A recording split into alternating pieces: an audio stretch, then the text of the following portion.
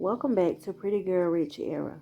In today's video, we're diving into a special compilation of big sister advice about all things bedroom talk. Raw, real, empowering, spicy, and a little interesting. These gems are packed with insights to help you feel confident, secure, and in control. Make sure you stick around until the end because I'll be sharing my own commentary and personal advice to tie it all together. Trust me, you don't want to miss. So you want to control that man in the bedroom? Come in and close the door, cause I'm about to dish. So we've been talking about foreplay, and I've been getting a lot of questions in my DMs about sensory deprivation and how to incorporate the senses in foreplay. So let's talk about the do's, the don'ts, everything. Alright, so let's talk about what sensory deprivation even is. Sensory deprivation is the removal of a sense to heighten other senses. So like if I take away one sense, everything else is gonna go crazy. Alright, so I know all of us have been in a car before and everybody is talking and making noise and you be like, shut the fuck up, y'all. I'm trying to see where I'm going. Sensory deprivation. Okay, so now I want you to imagine your man in a dark room and he can't see shit. He's gonna smell you even better. He's gonna taste you even better. He's gonna be feeling for you because he needs a way to connect. Every sense you take away, every other sense gets heightened. It's a win-win. Before y'all even ask, I got you. So first up is blindfolds and low lighting. Noise canceling headphones, earplugs, temperature plate, different textures, restraint, scented candles. Finally, you got your edibles. Now that you know what it is and you got a list of things to incorporate, go play with that, man. Have fun and don't do nothing I wouldn't do.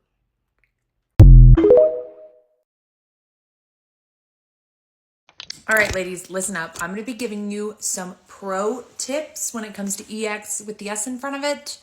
So, gentlemen, make sure to tag your ladies, and ladies, just bookmark this, please. And these are tips coming from the guys. So, girls, if they are doing something you like, you better tell them, okay? Say, keep doing that or something of that nature. It'll just get better for everyone involved. Next, ladies, if you wake up in the middle of the night, like you're ready to go and you're thinking to yourself, I shouldn't wake him up to do the deed. It's a lie. You should wake him up. Trust me.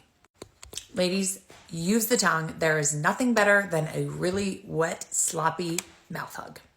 And last but not least, do not do anything Cosmopolitan magazine taught you when you were 16.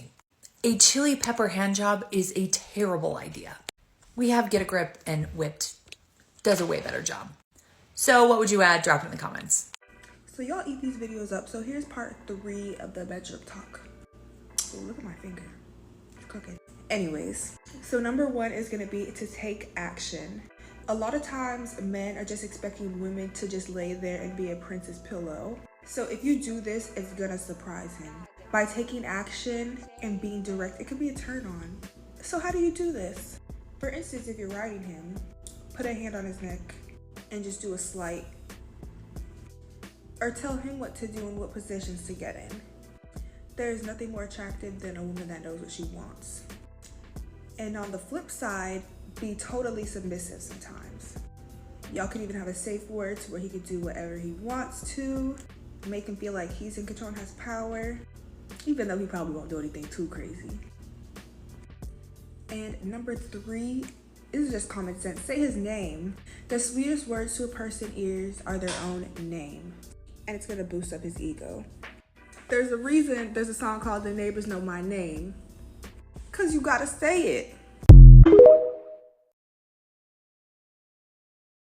I literally don't remember the last time that I had bad, and I want to give you the secret. I'm so confident in this that I've actually made a full-time job out of it. I am a relationship coach, and I have been studying all of this for 3 years now. And the number 1 tip that I have to give you, unfortunately, does require some homework. But the trade-off is that you will literally have the most bomb, legendary ever once you get all this stuff down. And I want to emphasize that this is the experience for you.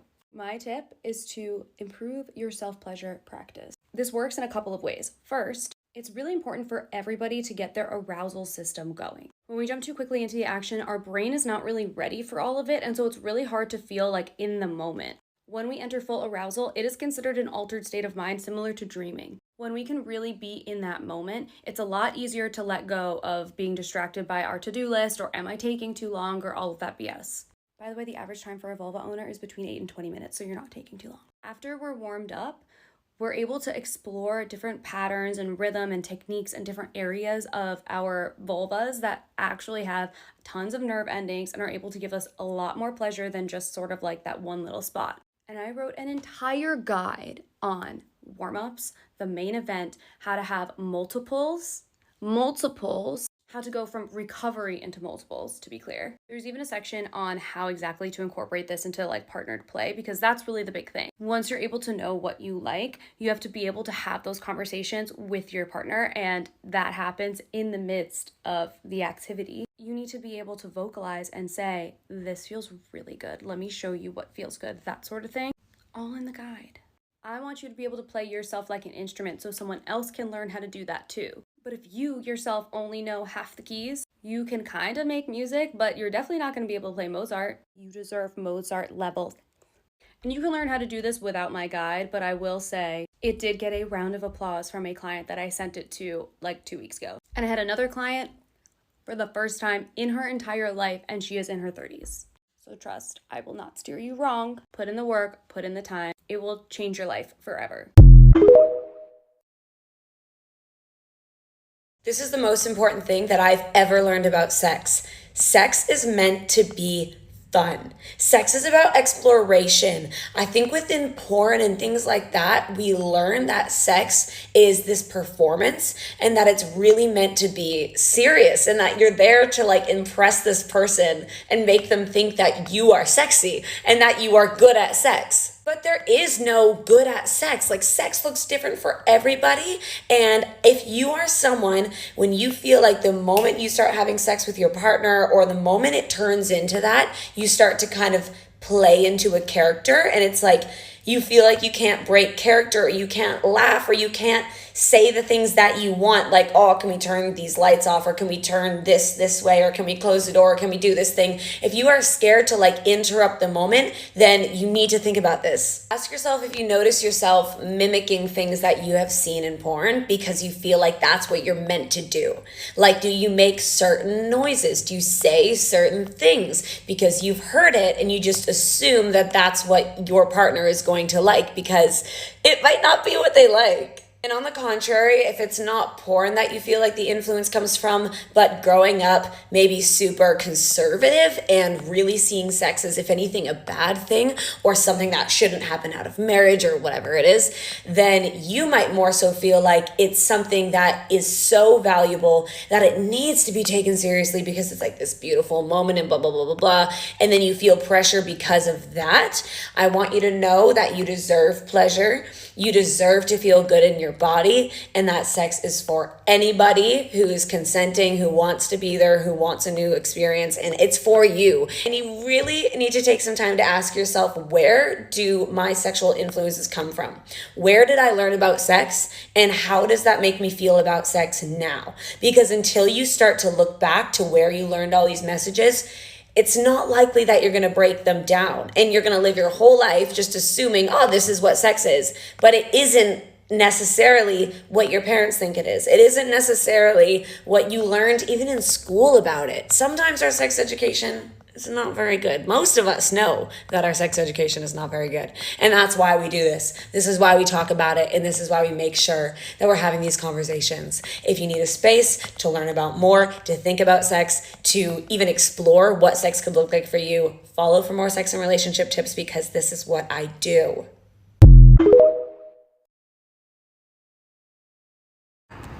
All right, good morning. Hello, how are we? So I want to say really quick, if you are someone that wants to initiate but finds it really difficult, remind yourself that you deserve this pleasure. You owe it to yourself to continue trying or to give it your best shot.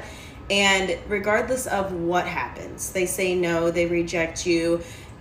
If they make you feel uncomfortable or stupid for trying, they're not a safe person to open up to in that way. But if someone were to just say, no, not tonight, babe, I love you so much, but I'm just not feeling it right now, you still tried.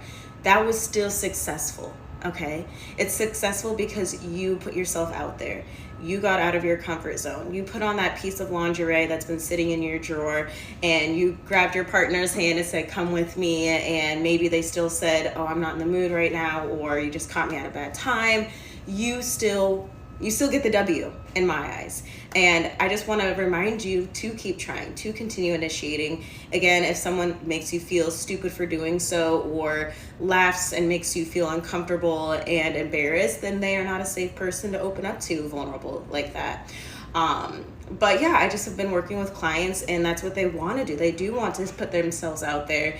They want to make that effort, and it's just really difficult for them to get past that mental block of rejection, or I don't know what I'm doing, or what happens after I initiate. You continue moving. You create an idea in your head, and you just make it happen.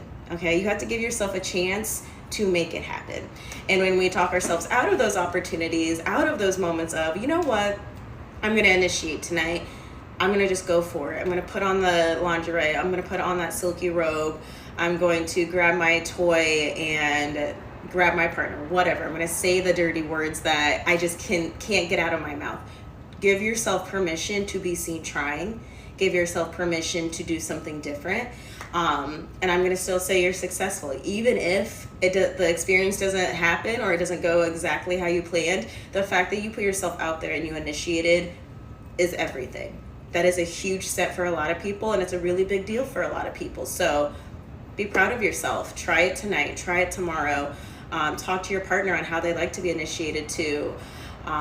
Just so you have better ideas maybe moving forward in the future, not being rejected, right? But yes, have fun with it. Get excited about sex. Get excited about intimacy and pleasure and all the fun ways that you can make it happen and initiate it. You've got it. Give yourself the permission to be seen trying, to be seen being vulnerable. And I promise your partner, if they love you, they will support you. They will hype you up. They will love it that you're even putting yourself out there. So good luck.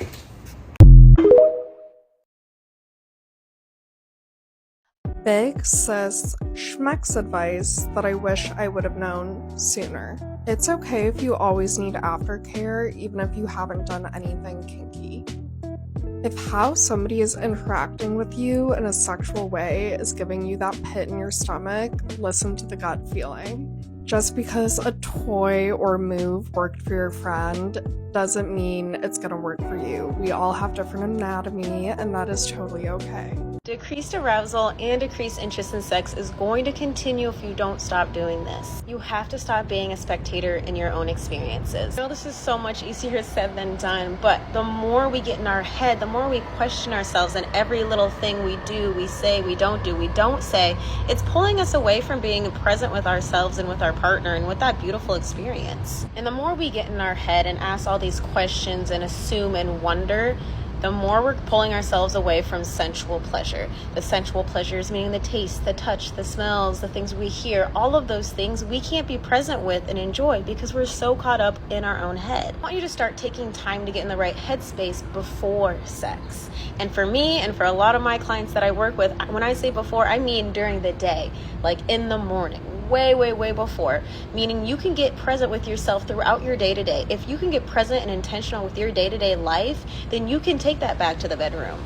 You can take that back to your relationship, to your experiences, your solo play, partner play, but you have to get in the right headspace before you enter a sexual experience. Hey girls, it's Girl Talk. This is where I like a big sister for the girls who don't have one. And in today's episode, we're going to be talking about something quite serious. Don't be scared. It's serious, but it's important. So let's get right into it. I have probably done 101 videos on my page about safe sex, about losing your virginity, and just a lot of videos in that department. But I feel like I've missed out something that's quite important that doesn't really get talked about enough on social media. And that's to do with STDs. People always speak about babies. You should wear a condom to stop from having babies, or be on birth control to prevent having babies. But at the end of the day, that's not the only reason why you need to be wearing condoms during intercourse. STDs and STIs are very real. This video is not made to shame anybody that has STDs. I'm sure people with STDs will tell you that it's not fun and it's not something that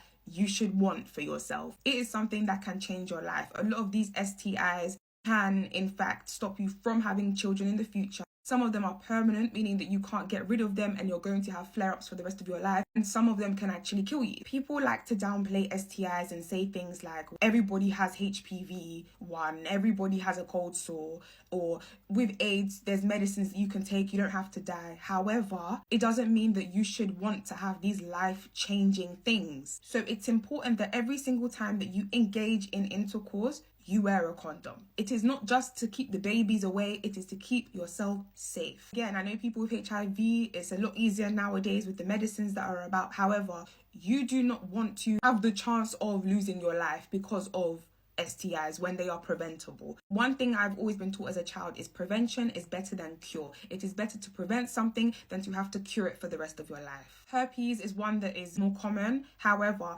that stays with you for the rest of your life. It flares up. It may go away for a little bit, but it flares up. You have to go and take your medicine for the rest of your life. That is not something that you want to deal with if you can avoid it. I speak a lot about saving yourself until marriage on my page, and I am aware that some people do not want to go through that route. So prevention is better than cure. I say this as a joke, but don't be silly. Make sure he wraps his willy, because it is not a joke. You can be in a long-term relationship with someone, but all it takes is for one of you to cheat once, and then you've now brought home something nonsensical, and now you're stuck with it for the rest of your life. As I said previously, some of them can even stop you from having children in the future. Why would you want to make a mistake when you're young, like you're 16, 17, 18, that now impacts you when you're 30 to 40? Please, again, as I just said, don't be silly. Make sure he wraps his willy. The tests are literally free and available. You can take them at home. I think the only one you can't take is the one that takes blood. Swab, swab, swab, and you're all good. And remember, if he or she cannot show you an up-to-date test,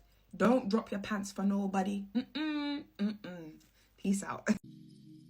Now that we've heard from some amazing women, I hope you found some gems in there that really resonated with you. I want to take a moment to share my own thoughts and advice on this topic. Simple, straight to the point, and guaranteed to help you feel more confident and empowered in the bedroom. Let's get into it. First, I would say be confident. Confidence starts outside the bedroom. Take care of yourself, especially when it comes to your physical appearance. We are all visual creatures, not just men. So when you know you look good, you feel way better. You don't have to lose weight to feel good, but when you're working out, toning your body, and staying active, you naturally feel more confident.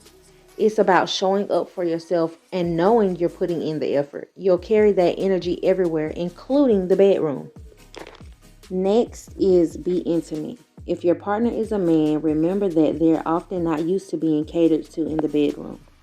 When you take the time to make them feel special, it's a game changer. Slow things down, enjoy the moment, and really connect. I would say just don't rush to the end goal. Like, talk, laugh, have fun, and make memories together. That is when you have the most romantic, the best bedroom time ever. Now, this next one definitely has something to do with confidence. They go hand in hand. It's hygiene. You gotta prioritize that hygiene, honey. When you're fresh, clean, and smelling amazing, you feel unstoppable. So take things a step further. Look into your hygiene hacks to elevate your routine. Okay? I actually have a video on these that I think you'll like, so I'll link it. But tackle any insecurities you can fix, as well as the hygiene, like shaving, moisturizing your dry skin, or anything else that makes you feel your best. When you know you've taken care of yourself, it's so much easier to feel confident and relaxed. That's the key, relax. You gotta relax. When you relax, that takes some of the pressure off. No pun intended. And lastly, be open-minded. To keep things exciting, be open to exploring new ideas and experiences. Trying out new bedroom techniques and even small changes can keep your bedroom life fresh and fun. Now, I'm not saying go do no threesome with that man because that's what he want to do. Because if that's not what you want to do, don't do it. Now, some stuff you have to keep your boundaries now. So don't confuse being open-minded with letting your boundaries be destroyed and ran all over, because I would never tell you that. But definitely let go of expectations and focus on the moment and let the energy flow naturally. This makes your partner feel free, excited, and always looking forward to intimate time with you. Because let's be for real now, them expectations, ladies, those expectations can kind of, make your partner super hyper focused, and then you're really not enjoying the moment. And that's my take on bedroom confidence and intimacy. I hope this gave you some actionable advice that you can start applying today. Remember, it's all about taking care of yourself, being present in the moment, and keeping things exciting for both you and your partner. But before we wrap it up, I want to quickly share something that can take your glow up journey to the next level.